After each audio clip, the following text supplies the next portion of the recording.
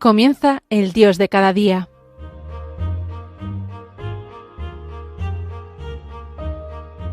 Hoy nos acompaña desde Roma el Padre Óscar Fernández Expósito.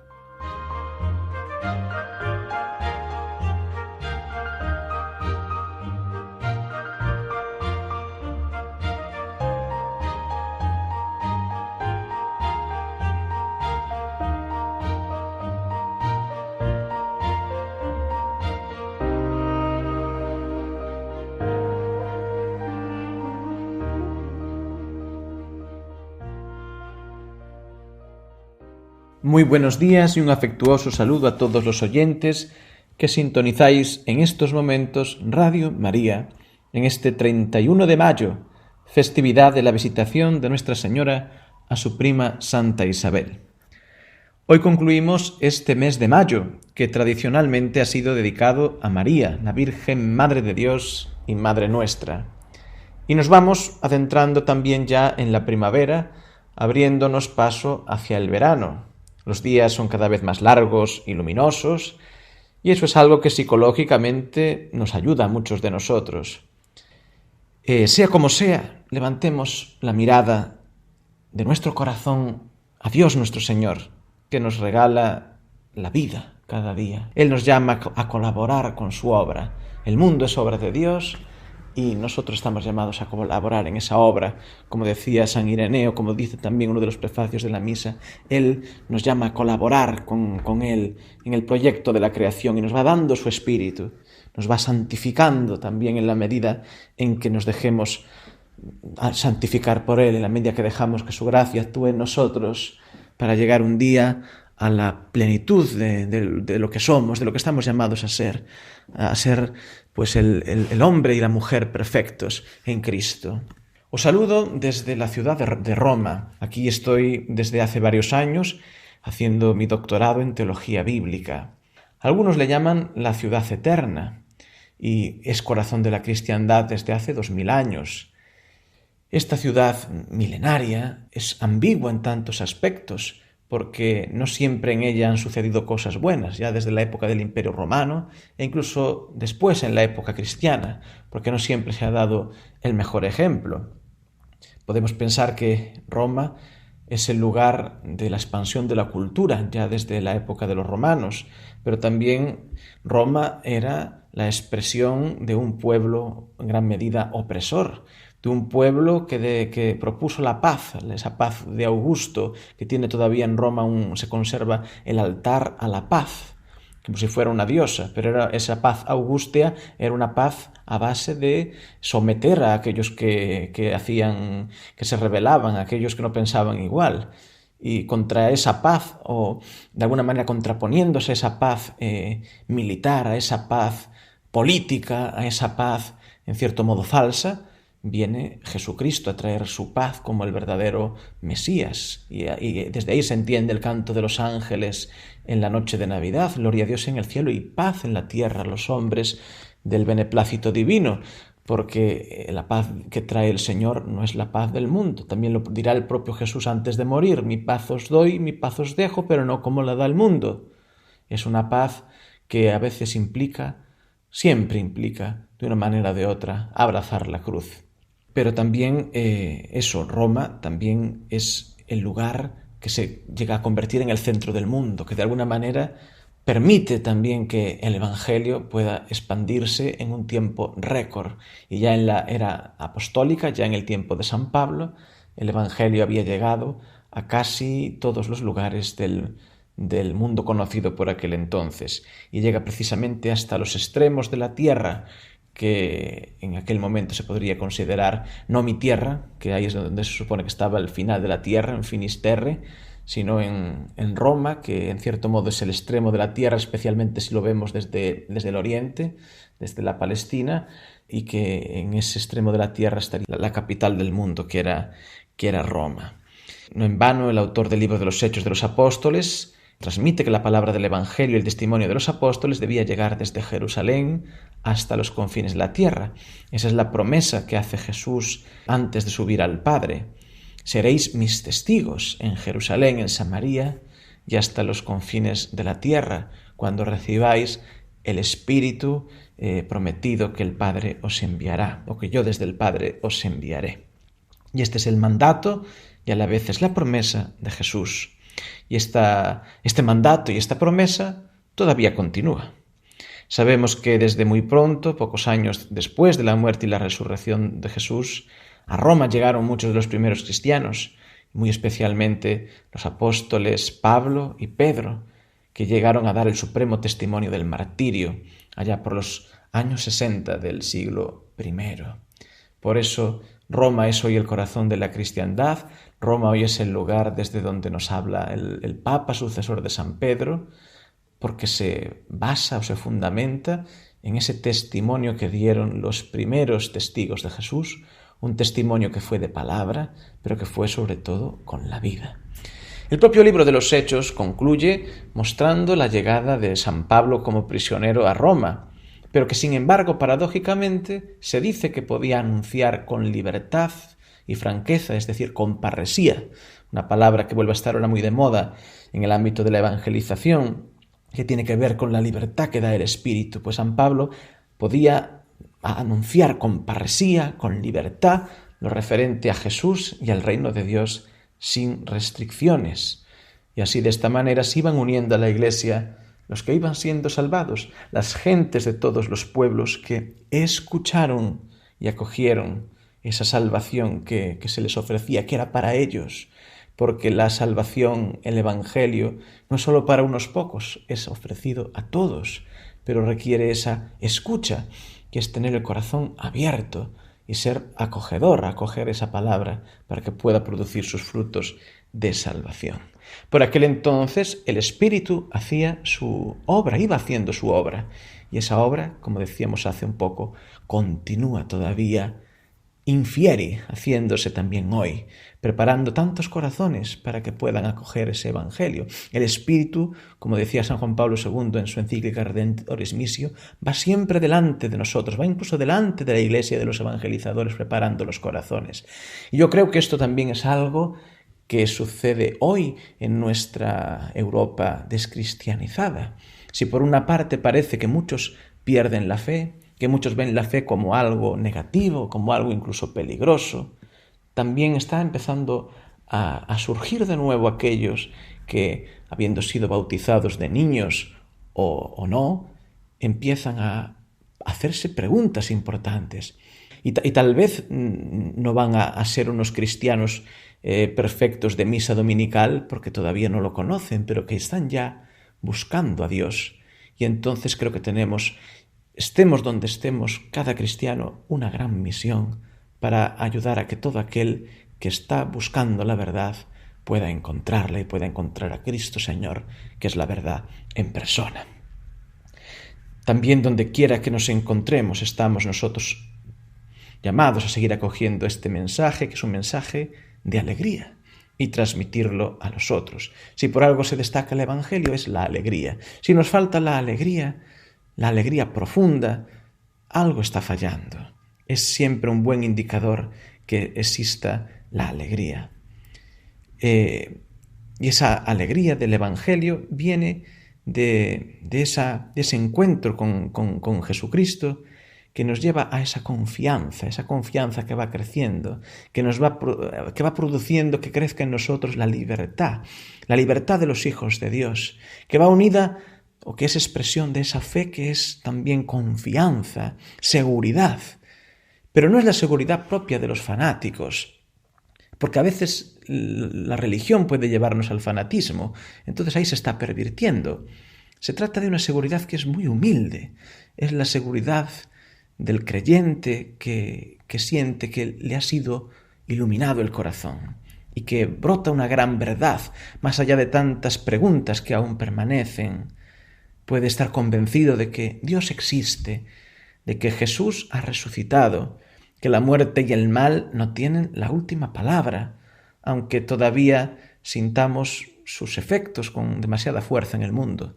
Como dice el apóstol Pablo, la muerte todavía no ha sido vencida del todo, es el último enemigo. Ha sido vencida en Jesucristo, pero todavía tiene que ser vencida en todos nosotros, cuando Dios sea todo en todos, como dice 1 Corintios 15, 28. Y sea como sea, en todo caso, La luz de Dios ilumina ya nuestras tinieblas, da sentido a lo que somos y nos anima a vivir en el amor, en la entrega y en la generosidad, porque el que ha recibido el don de Dios no puede sino compartirlo, no puede sino ya empezar a vivir para aquel que murió y resucitó por nosotros, y vivir para aquellos por quienes Cristo murió, porque si Cristo murió por mi hermano, pues ¿qué más puedo hacer que yo también entregar mi vida en favor de mis hermanos?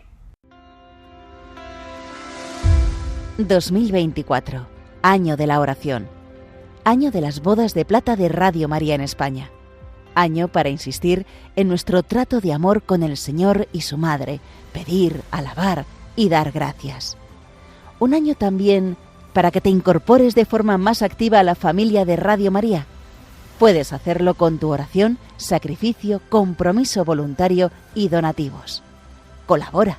Puedes hacerlo sin moverte de casa con una simple llamada al 91 822 8010, a través de Bizum o en nuestra página web www.radiomaria.es, en el apartado de donativos, donde verás los números de cuenta para realizar una transferencia bancaria. También puedes hacerlo con tarjeta o PayPal. Radio María, 25 años cambiando vidas. Por volver a la idea de la ciudad de Roma, me impresiona desde siempre visitar tantas iglesias dedicadas a los que murieron por no renegar de su fe en Cristo, por profesarla. No se trata de que hayan muerto por sus ideas, se trata de haber sido fieles a una persona y de la fidelidad al amor que han descubierto y al amigo que los había enamorado. En algunos casos se trata de aquel que han sentido como el esposo de su alma. Esto se ve de forma especial en esas mujeres mártires como Cecilia o Inés, algunas de ellas muy jóvenes. Y me sorprende y me hace pensar que en un mundo tan ideologizado como el nuestro, en el que parece que tantas veces la gente está dispuesta no a morir por sus ideas, sino a matar por ellas, aunque no sea literalmente, los mártires nos dan un gran ejemplo, porque ellos dieron la vida en el sentido más grande. No eran unos fanáticos, eran unos enamorados. No eran unos obnubilados, sectarios, como a veces se los podría querer presentar, sino que eran las personas más libres, porque habían alcanzado la libertad interior y verdadera, la que produce el Espíritu Santo. Y por eso también su muerte, como dice uno de los salmos, es preciosa, es cara a los ojos del Señor, y es una muerte fecunda, totalmente distinta a otros tipos de muerte cuando suceden por motivos ideológicos, por injustas que puedan ser. Llama aquí la atención que los mártires, aunque mueran, por otra parte, no los tenemos por muertos. Vamos a venerar sus tumbas, donde están sus cuerpos, pero los mártires los sentimos, los experimentamos como vivos, como gente viva. En ellos, ya incluso antes de Cristo, ya en el Antiguo Testamento, si vamos al cuarto libro de los Macabeos, se dice aquello que también por otra parte Jesús dirá a los saduceos cuando le negaban la resurrección, que dice Jesús, y ya decía el libro de los Macabeos, que Dios es el Dios de Abraham, el Dios de Isaac, el Dios de Jacob, es el Dios de los patriarcas, y para Él todos están vivos, porque no es Dios de muertos, sino que es Dios de vivos. Y esto sucede de manera especial en los mártires, que se han configurado de la forma más perfecta con Jesucristo, pero no porque hayan muerto por unas ideas de forma fanática, sino que han muerto configurados completamente con el amor de Dios. Han llegado a la plenitud de su libertad y intercediendo incluso por aquellos que les mataban, a ejemplo de Jesucristo, que decía: Padre, perdónale, no saben lo que hacen, a ejemplo de San Esteban, protomártir. Así también los mártires son representados con la palma del martirio, recordándonos que son gente que ha vencido con aquel que es el vencedor, con aquel que es con el león de la tribu de Judá, que es el cordero degollado. Y esto no es una manipulación para incitar a la gente a ser fanáticos religiosos. Al contrario, es el triunfo del amor divino, que es más fuerte que la muerte, y que en estas personas, en estos seres humanos, tanto los mártires romanos como los mártires de nuestros tiempos, en ellos ha llegado el amor a su plenitud ya en esta vida mortal. Ese amor que vence el temor, que dirá el apóstol San Juan. Los mártires no suelen ser mala gente, por otra parte, que un día sucede que los martirizaron. No, los mártires normalmente son personas que ya llevaban una vida de fidelidad, de camino con el Señor. Así, el martirio suele ser el broche de oro, una vida de pequeñas fidelidades que han querido ir respondiendo a esa gracia que un día ha iluminado la propia vida. Y solo el que ha experimentado la gracia de Dios pues puede entender esto. Y esto está al alcance de todos. Es lo hermoso del cristianismo, que no es sectario, que es algo que se ofrece a todos, a todos, a todos. Y así también hoy las tumbas de los mártires, especialmente la de los apóstoles, son lugares de peregrinación para tantas personas en el mundo. Y así su testimonio se prolonga en el tiempo a través, muy especialmente, de la voz del obispo de Roma, el Papa, que preside en la caridad a todas las iglesias particulares y que sigue siendo hoy una referencia fundamental no solo para los católicos, sino para otros cristianos y personas de buena voluntad. Por otra parte, no podemos olvidar que Roma no solo contiene las tumbas de los mártires antiguos, sino también la de tantos santos de todos los tiempos. Baste pensar que aquí al lado pues tenemos la tumba de San Ignacio de Loyola, en la iglesia del Jesús, y una reliquia del brazo de San Francisco Javier. Tenemos, por otra parte, el cuerpo de San Felipe Neri, el santo de la alegría que hemos celebrado hace pocos días, o la de San Luis Gonzaga, santos de todas las épocas, hasta el día de hoy, y todos tienen algo en común, que han hecho vida el Evangelio, que Jesucristo ha tomado forma en ellos, y que han sido fecundos, y que han sido alegres. Y si ellos han podido serlo, también nosotros podemos y debemos serlo.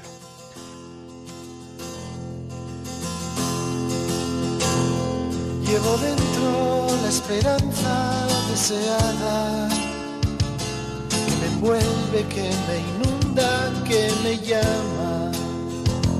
Soy pequeña, soy sencilla, soy la esclava, pero sé que tengo todo y no soy nada. Llevo dentro de mí al que me hace feliz y dichosa me han de llamar. Soy aquella mujer que esperaba a Israel, porque he dicho que sí iba a nacer carne la palabra. Aún recuerdo cómo fue y aunque espantada, hoy me alegro y sonrío confiada. Cuando el ángel me dejó yo aún temblaba, de esperanza, de ilusión desconcertada. Pero pronto sentí que aquel que late por mí me empujaba a llevarle a Isabel. El aliento de Dios con su sombra me cubrió y ahora tengo que irme de aquí a la montaña.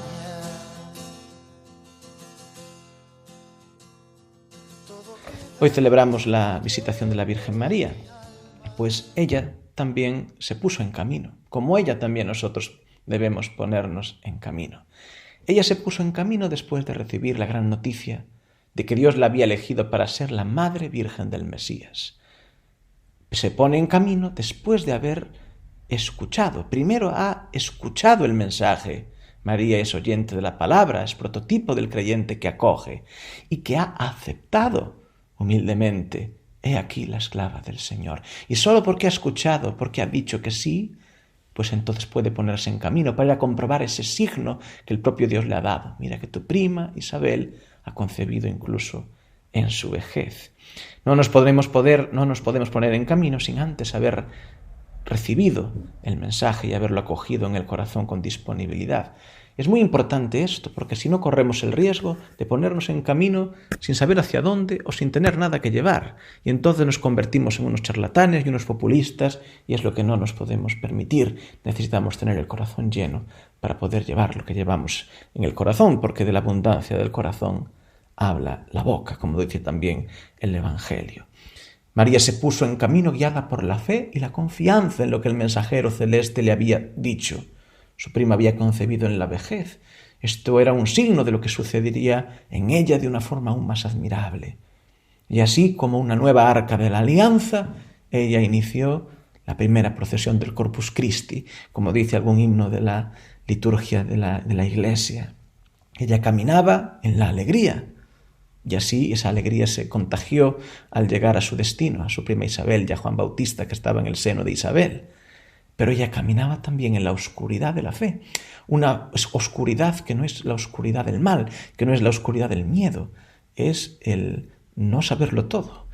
Por ese motivo la fe es paradójica, porque es luz y al mismo tiempo nos hace caminar a veces sin saber, en momentos que decimos oscuros, de oscuridad, pero que son muy distintos de la oscuridad del mal o de la del pecado.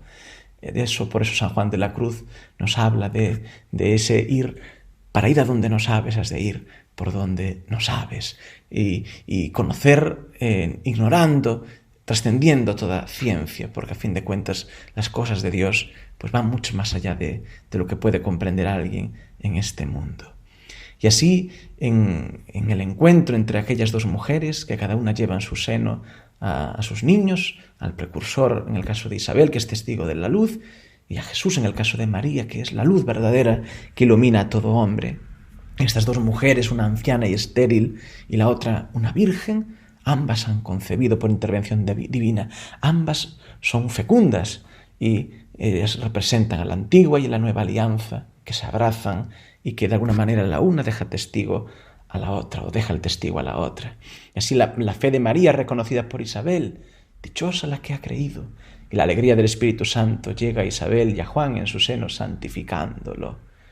Es muy difícil describir o expresar la alegría del Espíritu que produce la santificación, que es una alegría y una santificación expresión de que se va borrando el pecado, que es una alegría que nos hace ir gustando las cosas del cielo, amando correctamente las de la tierra. Nos lleva a tener un amor más ordenado hacia las cosas de la tierra, porque el amor a las cosas del cielo las pone en su sitio. Y algo así experimentamos, una alegría semejante experimentamos muchas veces en momentos de oración y de contemplación, cuando somos consolados, o bien cuando recibimos el sacramento de la penitencia, o a veces en la comunión. También cuando realizamos una buena acción muchas veces pues experimenta esta gracia de Dios, cuyo signo es la alegría. A veces no sentimos ninguna manifestación sensible, ningún sentimiento, pero no por ello deja de derramarse la gracia divina que nos va transformando, que nos va santificando, que nos va perfeccionando y que nos va convirtiendo en canales para que el reino de Dios llegue a los corazones de los demás.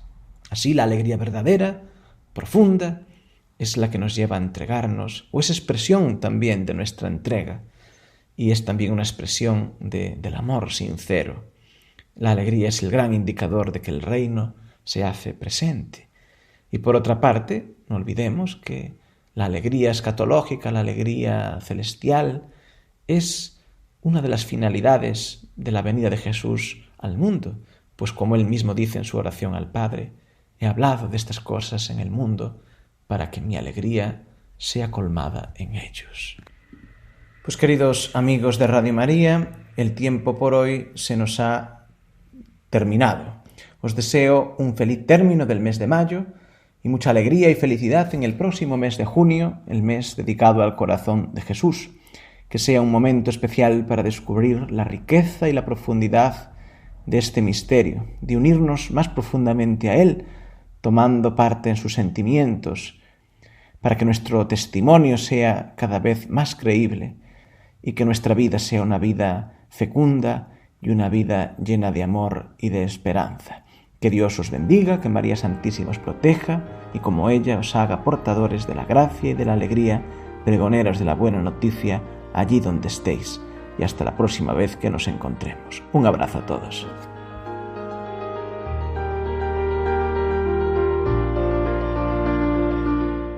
Así finaliza el Dios de cada día.